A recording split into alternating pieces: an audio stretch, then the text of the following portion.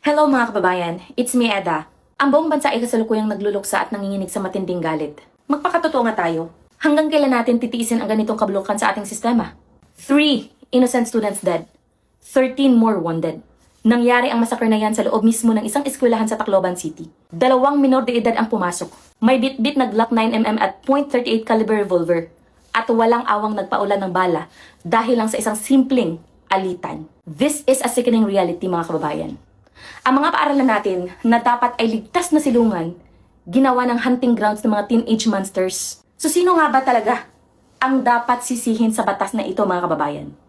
Let's talk about the elephant in the room, no? Ang bulok, inutil, at walang silbing Republic Act 9344 o yung sikat na Pangilinan Law. Imagine mga kababayan, ang batas na iyan ay ipinasa noong 2006. 20 taon na. It is a 20-year-old dinosaur law mga kababayan.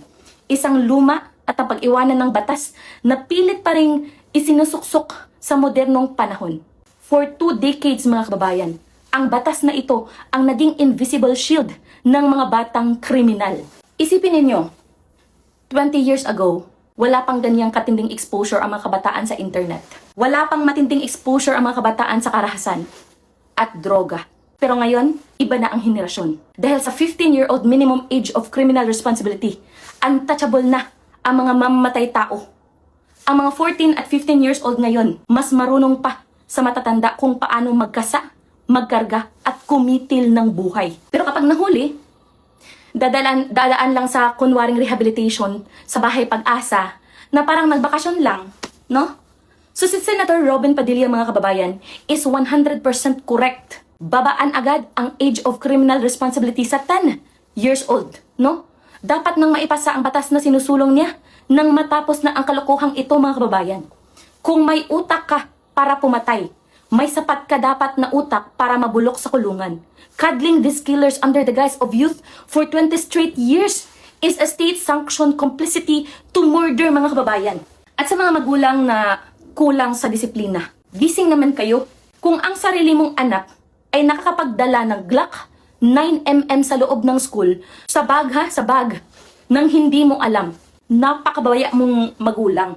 You are an absolute undeniable failure, no? Sinasabi pa sa ulat na ang isang armas ay galing pa sa kamay ng kamag-anak na pulis. What a catastrophic criminal level of negligence mga kababayan. Tinalikuran ng mga modernong magulang ang rod of discipline para lang maging cool at magustuhan ng mga anak nila. Ang resulta? We are bleeding entitled sociopaths with zero respect for human life, no?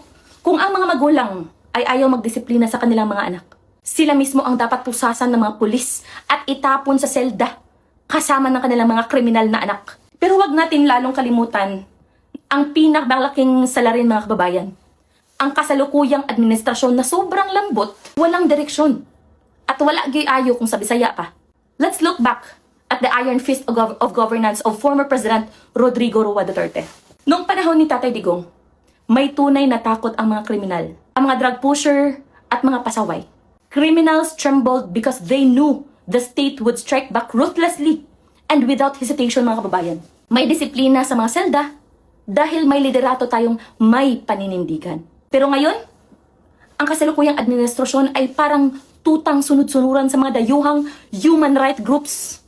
Ang luluwag ng mga pulisiya. Kaya ang droga na dating nagtatago, ngayon, garapala na namang bumalik sa mga barangay natin. Lumalakas muli ang loob ng mga sindikato dahil alam nilang mahina at walang pangil ang namumuno. Ang crime rate, patuloy na tumataas mga kababayan habang ang mga pulis natin ay tila nakatali ang mga kamay sa takot na mademanda ng mga mapagpanggap na tagapagtanggol ng karapatan. Inuuna ng gobyernong ito ang pagsipsip at pagpapabango sa ibang bansa kaysa sa kaligtasan ng sarili nating mga anak sa loob ng eskwelahan. This administration's spineless leniency is a total, unforgivable betrayal of the Filipino people. Buksan natin ang ating mga mata mga kababayan. Ano ba ang ginagawa ng pamahalaan ngayon kundi ang maging reactive? Laging huli sa aksyon. Maghihintay muna na may mamatay na 3 inosenteng estudyante sa Tacloban bago magkunwaring mag-uutos ng investigasyon at maghihigpit ng security sa mga paaralan. So nasaan ang proactive leadership mga kababayan? Nasaan ang intelligence work para harangin ang pagpasok ng mga illegal na baril sa ating mga komunidad. Isang malaking kapalpakan ang kawalan ng matatag na anti-crime strategy ng administrasyong ito. No? Puro sila mga press release, puro committee, puro daldal sa harap ng media. Pero sa totoong buhay mga kababayan, natatakot na ang mga magulang na papasukin ang kanilang mga anak sa paaralan dahil baka hindi na makauwi ng buhay ang kanilang mga anak. So this leadership has zero teeth, zero political will, at wala talagang kwenta pagdating sa pagtatanggol sa ordinaryong mamamayan. This government is weak. They are sleeping on the job habang ang bansa natin ay dandahang nilalamon muli ng talamak na krimen at droga. Makinig kayo mabuti mga kababayan dahil ang Biblia ay hindi nagbibiro pagdating sa pagpapalaki ng anak at sa responsibilidad ng gobyerno, no?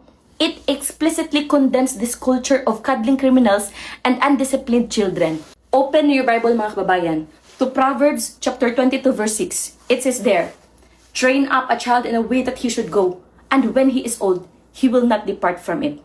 So, malinaw ang utos ng Diyos mga kababayan. Train up a child in the way he should go.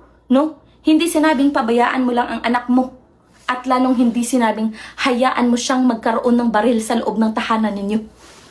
No? Ang pagpapasunod at pagpapasailalim sa tamang daan, mga kababayan, ay nangangailangan ng seryosong gabay, pagsusubaybay, at pagtutuwid. So kapag binaliwala ito ng magulang mga kababayan, huwag kayong mag-expect ng isang mapayapang anak.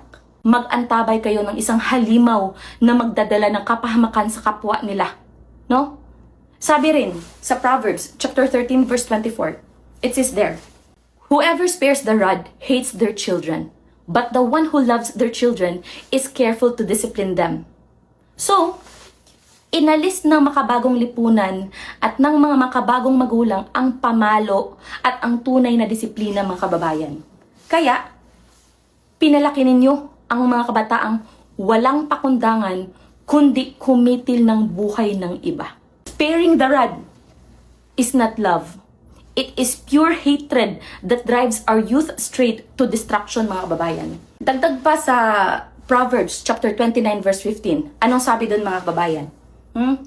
It says there, "The rod and reproof give wisdom, but a child left himself brings shame to his mother." So anong ibig sabihin yan? Ang sabi rito, a child left to himself brings shame. Ang kahihiyang tinutukoy ng banal na kasulatan mga kababayan ay hindi lang simpleng chismis sa kapitbahay. No? Ito ang kahihiyan ng isang buong bansa na umiiyak ngayon sa harap ng kabaong ng 3 inosenteng estudyante. Dahil lang ang mga magulang sa kasalukuyan ay masyadong malambot para magdisiplina sa kanilang mga anak. Sabi din sa Ephesians chapter 6 verse 4 mga kababayan, anong sabi doon? It states there, "Fathers, do not provoke your children to anger, but bring them up in the discipline and instruction of the Lord." So anong ibig sabihin yan mga kababayan? Ang instruction at discipline ng Panginoon ay hindi kailanman naging malambot o walang pamantayan mga kababayan. It requires clear and unbreakable boundaries. Sinira ng kapabayaan ng mga magulang ang buhay ng mga biktima at maging ng mismong mga anak nilang suspect dahil hindi nila itinanim ang takot sa Diyos sa puso ng mga kabataang ito bago pa naging huli ang lahat mga kababayan. At para naman sa gobyerno, no? Sa ating gobyerno, makinig kayo sa Romans chapter 13 verse 4. Anong sabi doon? Anong sabi ng Biblia? It says there mga kababayan, "For government is God's servant working for your good. But if you do what is wrong, you should be afraid, because it has the power to punish for a reason. It is God's servant, an agent of wrath, to bring punishment on the wrongdoer." So anong ibig sabihin niyan mga kababayan? Ha? Anong ibig sabihin? The sword mga kababayan, the sword of the state was forged by divine decree to terrify the wicked and execute wrath upon wrongdoers mga kababayan. Ang kapangyarihan ng pamahalaan na magparusa ay ibinigay ng Diyos para katakutan ng mga gumagawa ng masama. So kapag ang gobyerno ay naging lampa, weak, matatakutin, at tumatangging magparusa dahil lang sa edad ng isang killer, tahasan itong binibigo at tinatalikuran ang kanyang banal na tungkulin sa mamamayan. Okay?